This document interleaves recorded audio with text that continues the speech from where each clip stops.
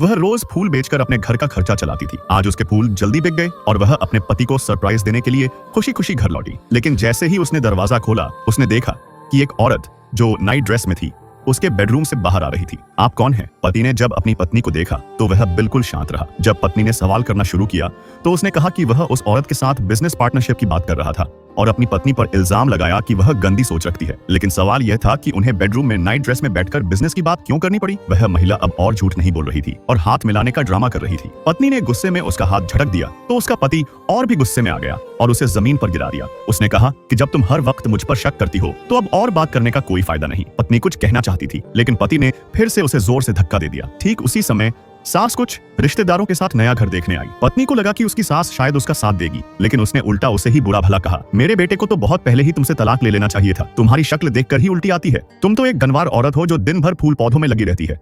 मेरे बेटे को तंग मत करो। फिर उसने तलाक के कागज निकाले और कहा कि दस्तखत करो और इस घर से चली जाओ। यह सब देखकर वह औरत अब खुलकर पति का हाथ पकड़ने लगी। पत्नी को अब समझ आया कि यह सब एक प्लान था। उनका पूरा परिवार मिलकर यह पहले से सोच चुका था। हमारा जियाओवान अब भी सबसे अच्छा है। जियाओवान जियांग ग्रुप के एक सीनियर एग्जीक्यूटिव हैं। अगर जियाओवान ने हमारे घर में जल्दी शादी कर ली होती तो हमारा जो परिवार बहुत अमीर हो गया होता।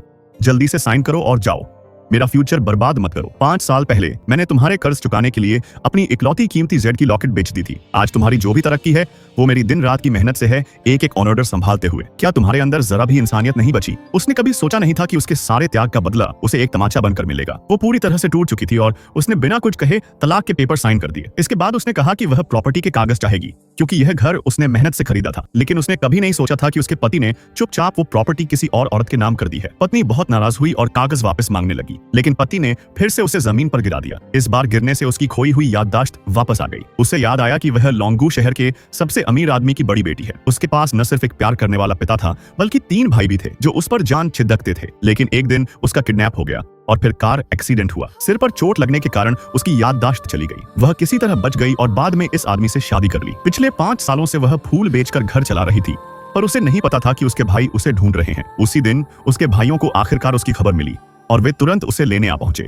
हमारी प्यारी बहन जुलाई, हम तुम्हें घर ले जाने आए हैं। क्या आप मुझे बुला रहे हैं? मैं तो एक फूल बेचने वाली आम लड़की हूँ। मैं जियांग फैमिली की बहन कैसे हो सकती हूँ? तुम्हारा नाम हमारी बहन जैसा ही है। क्या यह वही जियांग फैमिली है? ओह दिल मेरा, यूशिन। 5 साल पहले तुम्हारा अपहरण हुआ था। हमने पूरी दुनिया में तुम्हें ढूंढा और अब जाकर तुम्हारा पता चला। तुम जियांग शिन्युए हो, एशिया के सबसे अमीर आदमी जियांग शेंग की इकलौती बेटी। ये कैसे हो सकता है? ये तो एक आम सी औरत लगती है। इतनी सिंपल लड़की कैसे जियांग फैमिली की प्रिंसेस हो सकती है? जल्दी चलो हमारे साथ। डैड तुम्हारी चिंता में बीमार पड़ चुके हैं। मैं जानती हूँ आपने अपनी बहन को खोने का दर्द सहा है, लेकिन मुझे नहीं लगता कि आप सही इंसान को ढूंढ पाए हैं। मुझे कुछ याद नहीं और मेरा पति भी अकेला है। मुझे जाना होगा। क्या ये मुमकिन है कि हमारी बहन को याददाश्त खो गई हो? अगर डीएनए टेस्ट कराएं तो वो जरूर हमारी बहन निकलेगी। हमें उसे लेकर जाना होगा। मेरी बहन ने अभी बताया कि वह नए घर में शिफ्ट हो रही है। मैंने फौरन पता लगाया और उसके लिए ढेर सारे गिफ्ट तैयार करवाए। उस महिला ने देखा कि बाहर खड़ा आदमी उसका छोटा भाई है जो उससे बेहद प्यार करता था। उसे याद आया कि एक्सीडेंट के बाद उसकी याददाश्त चली गई थी। लेकिन अब जब उसने अपने पति और सास का असली चेहरा देखा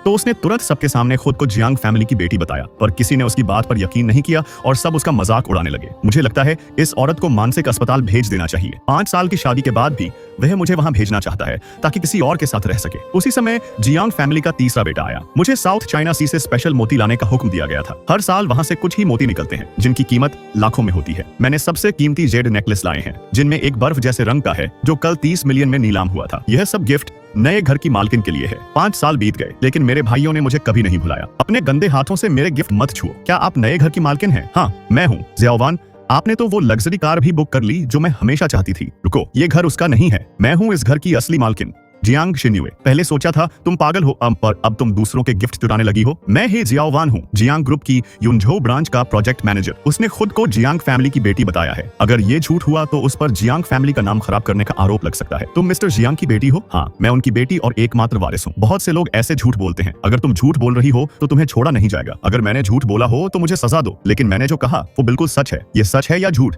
ये तुम तय नहीं कर सकती। ये औरत झूठी है, हमें इसे रोकना चाहिए। जियांग शिन्युए, ये सब तुम्हारी अपनी गलती है। उसे ले जाया जा सकता है। मैं हूँ जियांग फैमिली का दूसरा बेटा, जियांग बेटिंग। श्रीमती जियांग, आप क्या कर रही हैं? यंग मास्टर जियांग आने ही वाले हैं। अगर इस औरत ने जियांग फैमिली के नाम पर झूठ बोला है तो उसका बुरा हाल होगा। उसके साथ ईमानदार रहो वरना शर्मिंदा होना पड़ेगा। भाई ध्यान रखना कि जब वह बाथरूम जाए तो फिसल कर गिर न जाए। माँ, जल्दी से उसे अंदर ले चलो। मैं हूँ जियाओवान, कंपनी का प्रोजेक्ट मैनेजर। तुम इतना घबराए हुए क्यों हो? माफ कीजिए, मेरी माँ को पेट में दर्द है। उपहार सही जगह पहुंचा दिए गए हैं। यह वह महिला नहीं है जिसे हम ढूंढ रहे हैं। क्या गिफ्ट वापस ले लें? हाँ, इससे कोई परेशानी नहीं होगी। ओह, मेरा पेट बहुत दर्द कर रहा है। तुमने मेरी मेहनत खराब कर दी। उस पर पानी फेंका गया ताकि वह सीख ले। उसे बाहर ले जाओ ताकि ठंडी हवा लग सके। यह मेरी छोटी बहन नहीं हो सकती। इस घर में कोई मिस जियाओ नहीं है। जब गिफ्ट दिए गए तो वहाँ एक और औरत थी। अगर मिस जियांग को कुछ हुआ तो मैं कभी माफ नहीं करूंगा।